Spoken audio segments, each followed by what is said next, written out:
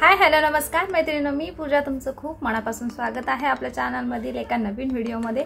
आज आपण आता वटपौर्णिमा जवळ येते आहे, तर त्यासाठी आपण मेकअप लुक कसा क्रिएट केलेला आहे, हा मेकअप लुक मी क्रिएट केलेला आहे, तो कसा वाटतो आहे हे कमेंट करून नक्की सांगा। आणि हा असा मेकअप लुक तुम्ही नक्की ट्राय करून पहा, तर क्रिएट केलेला आहे। तर त्यामुळे व्हिडिओ शेवटपर्यंत नक्की पहा। आणि त्या अगोदर तुम्ही जर चॅनलवरती नवीन असाल तर चॅनलला सबस्क्राइब करा, व्हिडिओला एक लाईक करा आणि जास्तीत जास्त तुमच्या मैत्रिणींना शेअर। मेकअप करताना आपल्या चेहऱ्यावरती कोणतेही क्रीम किंवा कोणतेही मेकअप प्रोडक्ट म्हणा, स्किन केअर प्रोडक्ट म्हणा, हे कोणतेही नसले पाहिजेत।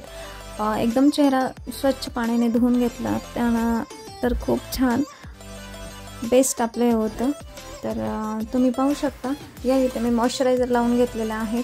मॉइश्चरायझर लावल्यानंतर आपण 2 ते 3 मिनिटानंतर आपण हे प्रायमर लावत आहोत। प्रायमर लावल्यानंतर आपले जे स्किन आहे ते स्किन टेक्स्चर एकदम प्लेन मऊ असं होतं, त्यामुळे आपलं बेस फाउंडेशन आपण जे लावणार आहोत ते सुद्धा छान प्लेन असं बसलं जातं। तर या इथे मी फाउंडेशन घेतलेलं आहे, त्याचं 1 ते 2 स्ट्रोक मी घेणार आहे।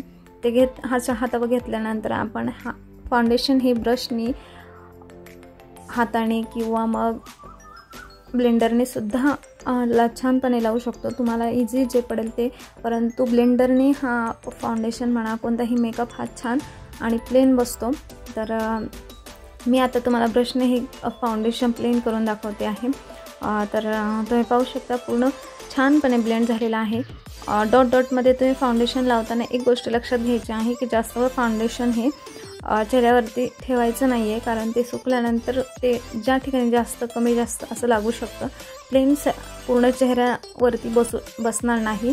तर ते गोष्ट तुम्ही नक्कीच लक्षात ठेवा। मेकअप करताना तुम्ही बाहेर जर आपण पार्लरमध्ये गेल्यानंतर खूप सारे पैसेसुद्धा पेड करावे लागतात, पण जर तुम्ही असं स्टेप बाय स्टेप मेकअप केला, अगोदर कोणती गोष्ट लावायचं हे जर तुम्हाला माहीत नसेल तर त्याचासुद्धा व्हिडिओ आपण नक्कीच बनवूया।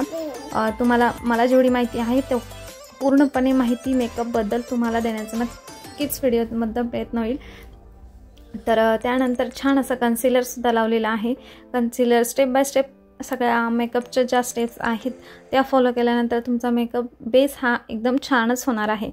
बेस व्यवस्थित फिक्स झाला की आपला मेकअप हा एकदम खुलूनच दिसतो।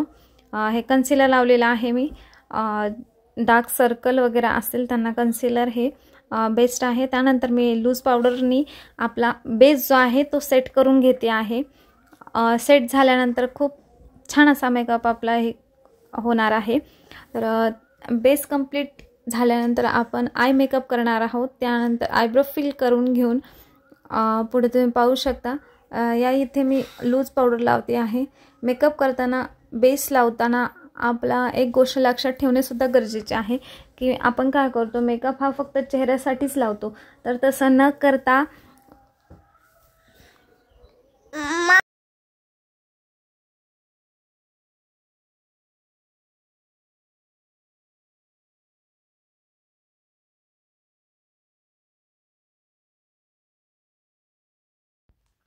आपला मेकअप हा पूर्ण चेहरा, आपला मान, कान, त्यानंतर पाठीवर हा पूर्णपणे एकसारखाच दिसला पाहिजे।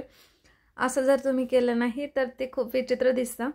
मी हे वारंवार सांगते की ज्यावेळेस आपण मेकअप करत असतो त्यावेळेस मेकअपचे प्रोडक्ट हे नुसतेच आपल्या चेहऱ्यावरती लिमिटेड न ठेवता चेहरा, मानेवरती, त्यानंतर कानावरती व्यवस्थित सर्व प्रोडक्ट हे छानपणे लावणे खूप गरजेचे आहे, तेव्हाच तो मेकअप छान असा पूर्णपणे ओरिजिनल असा दिसतो असं मला तरी वाटतं।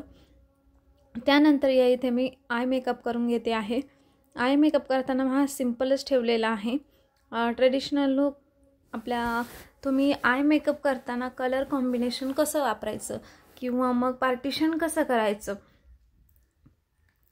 ह्याचेही खूप म्हणजे प्रकार आहेत, तर त्यानुसार तुम्ही करू शकता। तुमचे डोळे लहान असतील किंवा मोठे असतील तर छोटे दिसण्यासाठी तुम्ही तुमच्या आवडीनुसार करू शकता। या इथे मी एकदम छान असा लाईट पिंकिश कलर घेतलेला आहे आणि हॉरिझॉन्टल पार्टिशन केलेलं आहे। आतल्या साईडनी मी आता शिमर म्हणजेच एकदम छान चमक असणारे लावलेले आहेत आय शॅडोज। आणि त्यानंतर बाहेरच्या साईडनी रेडिश लावलेले आहेत, लाईट पिंक कलरचे असे। जास्त डार्क सुद्धा मेकअप केलेला नाही आहे, कारण तो ओरिजिनल सुद्धा दिसला पाहिजे जास्त असं। या इथे तुम्ही पाहू शकता लायनर मी एका स्ट्रोकमध्ये लावलेला आहे। एकदम इझी टेक्निक आहे लायनर लावायची, ती सुद्धा मी तुमच्याशी नक्कीच शेअर करेल। लायनर लावताना कोणती गोष्ट लक्षात ठेवायची त्याने जेणेकरून आपलं लायनर जास्त बाहेर पसरणार नाही। लायनर लावून झाल्यानंतर छान असा मस्कारा सुद्धा मी लावून घेतलेला आहे। आय मेकअप करताना एकदम छान असा आय मेकअप झालेला आहे। या इथे मी आयब्रो फिल करते आहे। आयब्रो माझे जाडच आहेत, तरी सुद्धा मी फिल करते आहे, कारण पॉइंट वगैरे आपण जर व्यवस्थित केला तर ते अजूनच छान दिसतात। सो तुम्ही नक्कीच आयब्रो फिल करा असंच म्हणते मी। आय मेकअप झाल्यानंतर या इथे मी छान असं ब्लश लावते आहे। ब्लश लावताना नेहमी स्माइल चेहऱ्यावर असणं गरजेचं आहे, त्यामुळे ब्लश आपला खूप छान आपल्या गालांवरती बसतो। चिकबोन जे आहेत ते इथे आपलं क्रॉसमध्ये आपण लावत असतो, तर ते लावायचं आहे।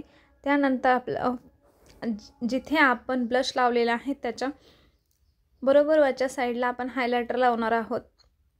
आणि हे का लावायचं तर तुम्ही पाहू शकता, कुठेही गेलो आपण तरी आपला चेहरा कसा असतो, मेकअप म्हणजे काय पूर्ण प्लेन असा पूर्ण हाईट करणे नाही, तर आपल्या चेहऱ्यावरचे जे शॅडो आहेत, कुठे लाईट असतात कुठे डार्क असतात, आपल्या समोरून पाहिल्यानंतर चेहऱ्यावरचे कोणते स्पॉट हे छान दिसतात, तर हे हायलाईट करण्यासाठी आपण ब्लश, हायलायटर आणि काउंटरिंग करत असतो। काउंटरिंग मी इथे केलेलं नाही, कारण आपण मेकअप हा एचडीचा करत नाही आहोत, सिंपल मेकअप आहे, त्यामुळे काउंटरिंगची जास्त आवश्यकता नाही। त्यानंतर मी इथं गुड वाइबची लिपस्टिक एकदम लाईट कलरची आहे, त्यामुळे खूप छान असा लुक आपला मेकअपला आलेला आहे। आणि सर्वात महत्त्वाचं म्हणजे मेकअप झाल्यानंतर तो सेट करण्यासाठी छान असा मेकअप स्प्रे केलेला आहे आणि तो छान सुकवून दिलेला आहे। तुम्ही